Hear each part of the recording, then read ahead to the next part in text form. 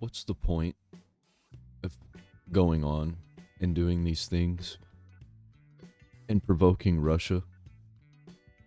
Oh, wait, I know the point. Because if we're at war with Russia, they get to keep power without an election.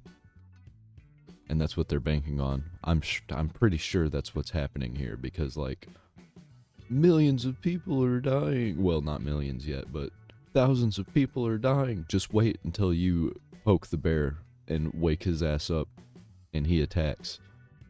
Because right now they're hibernating. They're not in full-scale war. They're just trying to hold off what they think are Nazis, which I'm pretty sure they're Nazis in Ukraine. They're at least communists because they work for the United States. And Putin's got some words, and he's said them before, but he's restating them. And let's check it out.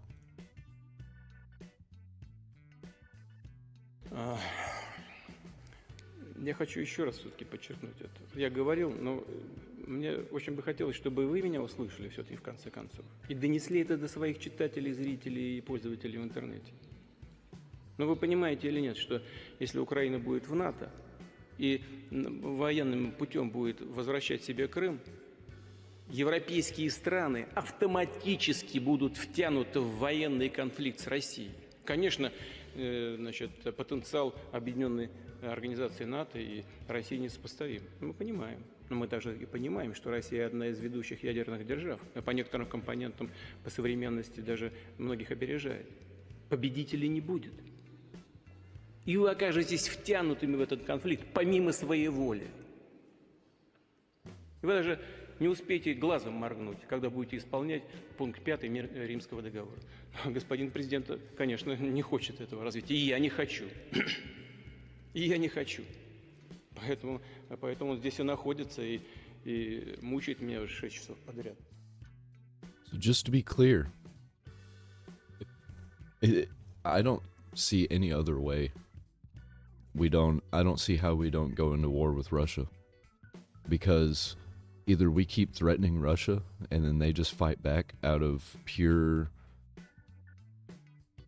hope that they can stay alive, because they're gonna fall if we keep allowing them to keep allowing NATO to keep building and building.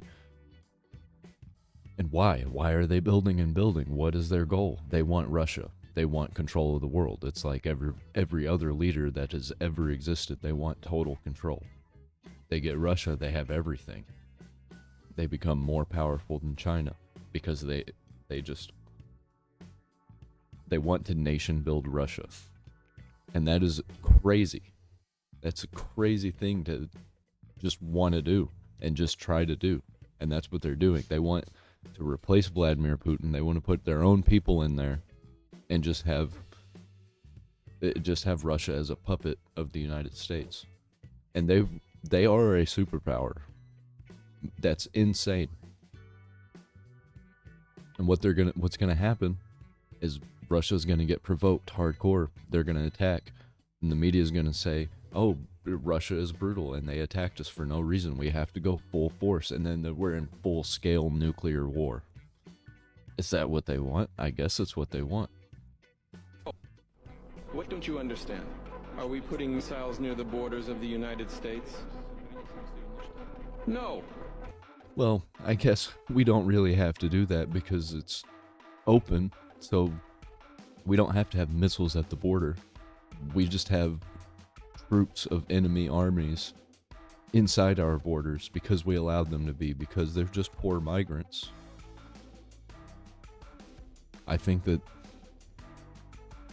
if we're attacked by some outside force that has made their way inside, then the people are worried about that. They're not worried about all of the atrocities the government is committing. So the government doesn't care. They're going to be hiding in their bunkers. It's the United States with their missiles coming to our home. They're literally on our doorstep. Is this really too much to ask? No more strike systems on our doorstep. What's so unusual about that? How would American people feel if we put our missiles on the Canada-US border, for example? Didn't we do that, though? Or didn't they do that? They put missiles in what, Cuba? That was the whole reason of the Cuban Missile Crisis. I guess you could argue that that's the Soviet Union that did that, but is this not Soviet Union being rebuilt today? And on the future of this alliance, in Washington, that's where I close. We'll be celebrating 75 years since this alliance has started. God bless the soul of the ones who had the idea to invent NATO. NATO is also part of a broader international order system. Excuse me? A broader international order system? That's just a fancy way to say New World Order. EU is part of the same system. The UN is part of the same system. The World Bank and the IMF are part of the same system. And on... he says it right there, the World Bank and the IMF, part of the same system. The UN, part of the same system. They're all part of the New World Order. And you know who's not in that New World Order? Us.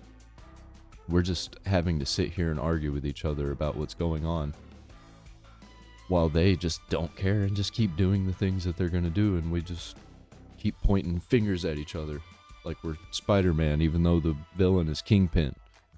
Alright, I guess that's my short video for today about how the world is ending. If you like what I'm doing here, I got stuff down in that description. Just click it. If you don't want to do that, just hit the like button. And to the people that are living in my camera, you be a good boy.